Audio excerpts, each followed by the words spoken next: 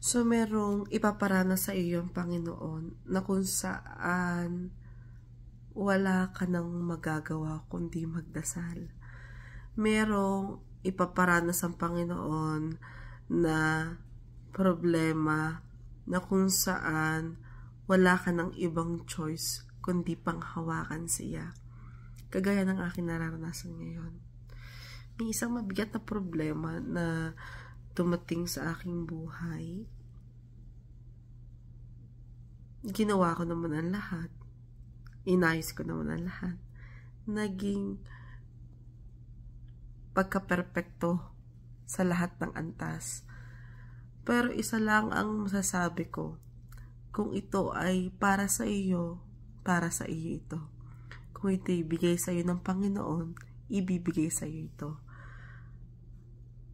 For the past one month, yeah, naging sobra kong lungkot.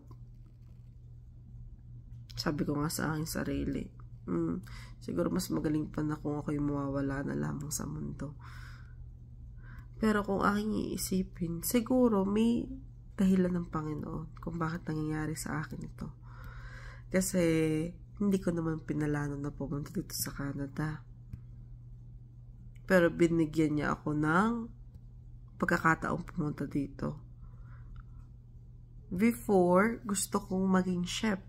Yeah, sa school, kaso wala akong pera. So, ang slot na lang na para sa akin ay early childhood education.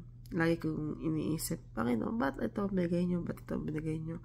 Hanggang after 7 years, dadalhin niya pala ako dito at ang kailangan ay early childhood educator.